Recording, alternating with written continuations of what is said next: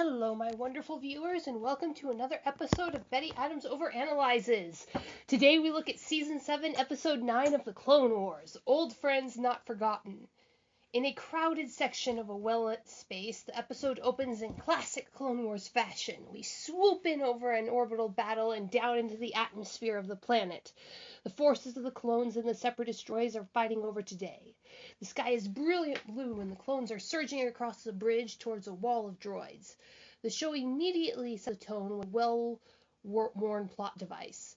The camera lingers on a group of clones, not letting you know which ones you should root for. Will the aggressive clone with the dirty armor be the hero of this episode, or the cautious clone with the extra tech on his helmet? One by one, the show takes a few seconds to attach you to each character and then kills them each in turn. And the sky is still a brilliant blue. Did I mention that before? It's pretty important, you see. In a computer-animated show, there is a nearly direct correlation between how much light is in a scene and how much money went into the animation. Why do monster fights in kaiju movies happen in the rain or at night, or on rainy nights? Because kaiju and everything else is expensive to animate at resolution, and fog and darkness are cheap. This episode comes screaming out of the gates, flashing its price tag, so we know from the start that we are in for a show. And a show is indeed provided. As is usual, the heroic Jedi shows up just in the nick of time to save the named clone from certain death. But from the first moment the camera begins to pan over the Jedi, it's clear that something is very, very wrong. This is the start of the episode, and Obi-Wan is already tired and dirty.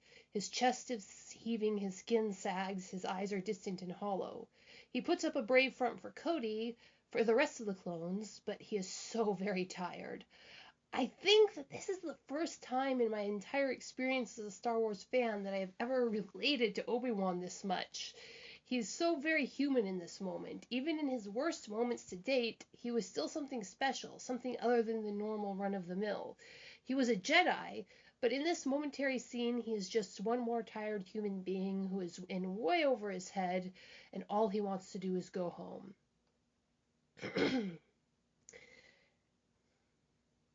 Anakin shows up, and for the first time in this series, there is no blatant tension between the two Jedi. They argue, they bicker, but there is no venom in the disagreement. They are having a tactical difference of opinion, and neither has an emotional investment in the outcome of whose plan they use. And when Anakin does reveal his plan, it turns out to be far more of an Obi-Wan style plan than possibly even Obi-Wan could have thought of.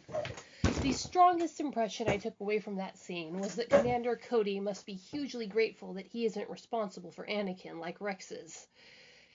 It is a sad and poignant that the only time Anakin and Obi-Wan can be comfortable in their friendship is when they are dealing out death and destruction as part of a military action. And when Ahsoka shows up, that poignancy is only outlined further. Anakin looks ready to burst into tears at the sight of her, revealing the soft Anakin side of him that still exists, despite all the peaks of Vader we've been seeing over the course of this season. But Ahsoka has changed, and the artistry of the show makes a constant and subtle point of it. She is no longer wearing the grubby coveralls from the last episodes, and she didn't switch back to her Jedi robes, which probably wouldn't fit her anymore. She is not exactly wearing the armor of Bo-Katan's militia, but it's clear that that's where she got the clothing. Most obviously, she is wearing this headband that has a pair of glowing stripes on it. It is pretty clearly a communications device that allows her to keep in communication with her new Mandalorian allies. A very practical accessory.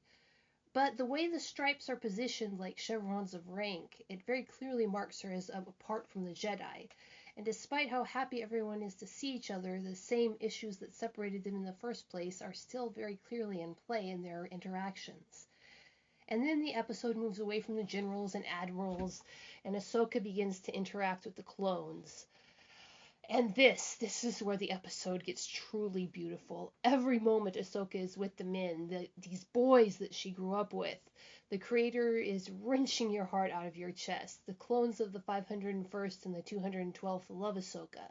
She is humbled and awed by the respect they showed her. And then Anakin says something that sends a wonderful, terrible, horrible shiver down the spine of every fan. Loyalty is everything to the clones.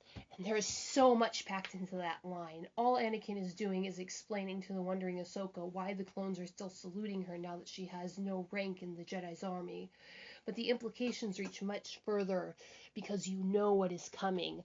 It isn't just Rex and Cody who are showering Ahsoka with affection. It's all the clones of the two units, hundreds, thousands of clones, all of who are going to turn on the Jedi in just a few short weeks.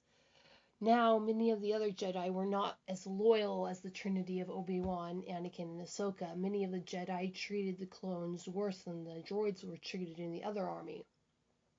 But these three Jedi, they were loyal to them, and their clones were loyal to their Jedi in turn. What will happen to all of these boys? Remember, not one of these clones is more than a teenager in real years. Even Rex and Cody haven't passed their 21st birthday yet. And loyalty is everything to them. And the ticking time bombs in their heads are about to steal that everything from them. Perhaps everything but Ahsoka. Then the story moves on to Mandalore, and we are treated to an orbital drop onto the surface of Mandalore. There are jetpacks galore, and every second of every scene is a work of art. Ahsoka flies around like an angel of death. The Mandalorians of both sides are flitting about like murder swallows, and the clones keep dying. Despite their Jedi's loyalty, despite how much they might love Ahsoka and how much she loves them, the war is a meat grinder that chews up these boys and spits them out. The rest of the show is predictable, and the only other show that I have seen that is able to make the predictable so much fun is The Mandalorian. You knew how the episode would end from midway through the last episode, and it's still thrilling when we see the one who is no longer a Sith and the one who is no longer a Jedi face off. This meeting feels so perfect artistically. Maul and Ahsoka are the perfect foils for each other.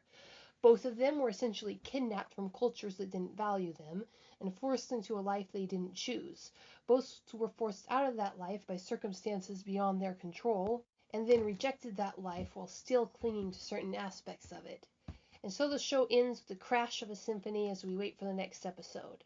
So, what do you think, my wonderful viewers? Leave a like below if you agree with my analysis, and leave a comment, blasting my comment like the Death Star if you disagree.